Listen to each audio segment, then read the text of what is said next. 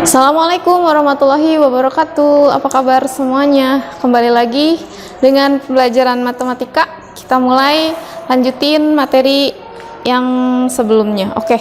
Untuk kali ini, matematika kali ini kita udah ganti bab. Jadi materi yang terakhir yang kemarin itu kita bahas tentang Pitagoras. Nah, kalian pasti udah bisa cara mengaplikasikan bagaimana teorema Pitagoras ini kita lakukan atau kita aplikasikan pada kegiatan kalian sehari-hari di rumah. Nah, jadi kalau ada yang masih belum paham atau masih bingung tentang aplikasi teorema Pitagoras ini gimana caranya, kalian bisa buka buku, baca-baca lagi bukunya, atau kalian bisa lihat lagi video-video sebelumnya tentang dalil Pitagoras ini. Nah, sekarang kita akan lanjut ke bab selanjutnya, yaitu tentang lingkaran. Oke. Sebelum ke hitung-hitungan, kita akan mengenal dulu apa sih itu lingkaran. Nah, kalau kalian pernah lihat, yang kalian tahu kan lingkaran udah bulat bentuknya seperti itu kan. Nah, ternyata di dalam lingkaran itu ada namanya unsur-unsur lingkaran. Bagaimana itu bisa terbentuk menjadi sebuah lingkaran, dan kenapa bentuknya seperti itu, kenapa itu disebut lingkaran. Oke, perhatikan. Pertama kita kenalan dulu sama lingkaran. Pengertian lingkaran dan bidang lingkaran. Oke. Lingkaran itu adalah suatu kurva tertutup. Maksudnya kurva tertutup adalah daerah tertutup yang sederhana tapi juga khusus. Jadi ini suatu kurva tertutup sederhana yang khususnya ini dalam arti sebenarnya dia tuh terbentuk dari titik atau kumpulan titik-titik. Jadi khusus kumpulan titik-titik yang kita gabungkan dan membentuk suatu lingkaran. Nah, di sini nih kalau kamu perhatikan bentuk lingkarannya nih, ada titik-titik dekat di sini. Bisa jadi titiknya lebih dekat dari ini atau bisa jadi lebih jauh dari ini. Jadi kan kalau di garis itu kan ada dua jenis ya, ada garis lurus, ada garis lengkung. Nah, lingkaran ini terbentuk dari garis lengkung yang saling berkumpul, disatukan nih titik-titiknya. Maka dia membentuk suatu lingkaran. Nah, tiap titik pada kurva berjarak sama. Jadi titiknya nih sama nih jaraknya nih. Dari satu titik yang disebut titik pusat. Jadi lingkaran itu punya titik pusat satu yang ada di tengah di sini nih. Nah, jarak dari titik pusat ini ke titik-titik yang membentuk kurva ini jaraknya sama. Kalau kamu tarik garis ini, garis lurus nih, ini ke sini jaraknya sama. Sampai seterusnya dia membentuk suatu lingkaran. Jadi nih kalau ada garis misalnya nih ya, saya ada spidol, kita anggap aja nih garis. Ini kita bentuknya kayak ini, kayak gini, kayak gini. Kamu kumpulin semuanya nih, maka dia akan membentuk lingkaran. Padahal nih jarak garis yang ini nih sama semua panjangnya. Tapi karena dia bertumpu pada satu titik, ya ini titik pusat ini nih. Kalau kita gabungkan nih, ini di sini, terus ini di sini, ini di sini lagi, dan terus sampai sini, dia akan membentuk satu lingkaran dari kumpulan garis lurus nih kita kumpulin, tapi dia bertumpu pada satu titik, jadi dia akan membentuk suatu lingkaran. Makanya tadi dibilang jaraknya sama, nih berjarak sama. Jadi panjang garis-garisnya sama. Oke, paham ya? Kemudian ada bidang lingkaran. Nah, bidang lingkaran ini adalah daerah yang dibatasi oleh lingkaran. Nah, daerahnya ini nih. Ini kalau kamu tarik nih garis semuanya nih. Ini daerah ini. Oke, daerah ini nih. Daerah yang tertutupnya ini disebut dengan bidang lingkaran. Jadi bidang lingkaran itu bidang datar. Kenapa disebut bidang datar? Karena satu dimensi. Bentuknya cuma lingkaran doang. Terdiri dari kumpulan garis-garis lurus yang bertumpu pada satu titik, makanya di lingkaran. Jadilah itu lingkaran. Oke, paham ya? Udah kenal lingkaran. Nah, sekarang unsur-unsur lingkarannya. Jadi lingkaran ini memiliki unsur-unsur. Tadi kan kita udah tahu, oh ternyata terbentuk dari kumpulan garis-garis yang bertumpu pada satu titik yang berjarak sama, panjangnya sama. Nah, sekarang dia memiliki unsur-unsur. Nah, unsur-unsur pada lingkaran itu apa aja? Oke, yang pertama ada namanya jari-jari lingkaran.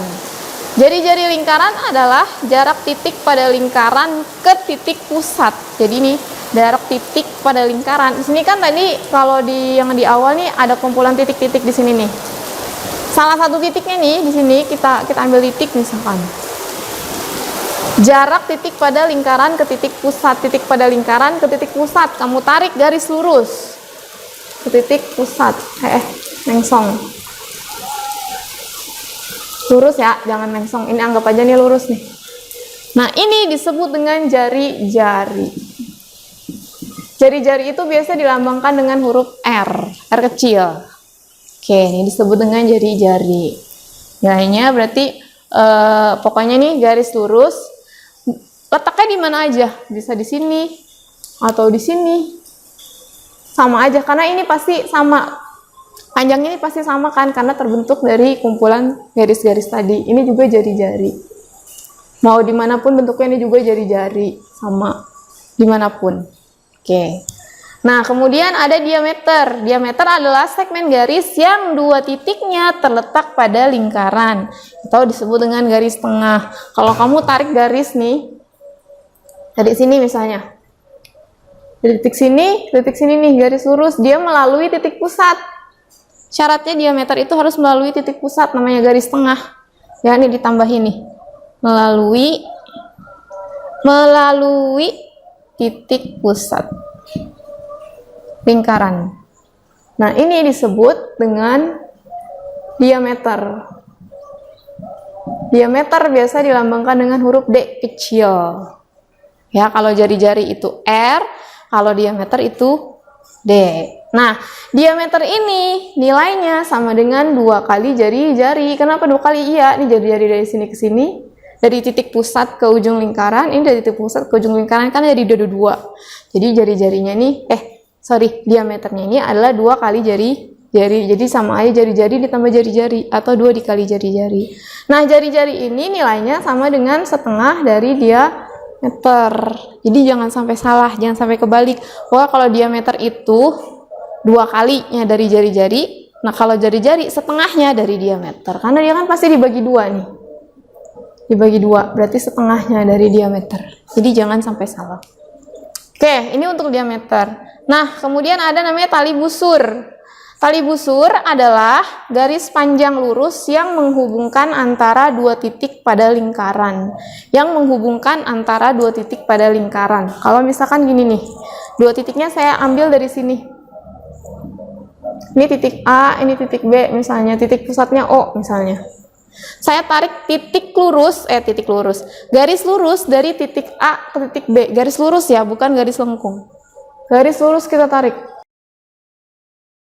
Ya, di sini ada garis terbentuk. Nah, garis ini disebut dengan tali busur. Tali busur. Jadi dia garis panjang lurus yang menghubungkan antara 2 titik pada lingkaran.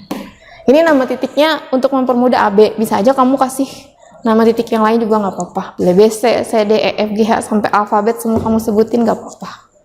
Oke. Lanjutnya ada tembereng. Tembereng adalah daerah lingkaran yang dibatasi oleh tali busur. Nah, tadi kan ini ada tali busur nih. Kita udah dapet tali busur. Nah, daerah lingkaran yang dibatasi oleh tali busur, kan ini nih. Temberengnya berarti yang ini. Tembereng namanya. Daerahnya disebut tembereng. Gitu. Jadi daerah yang dibatasi oleh busur dan tali busur. Ini bisa ditambahin dibatasi oleh tali busur dan busur.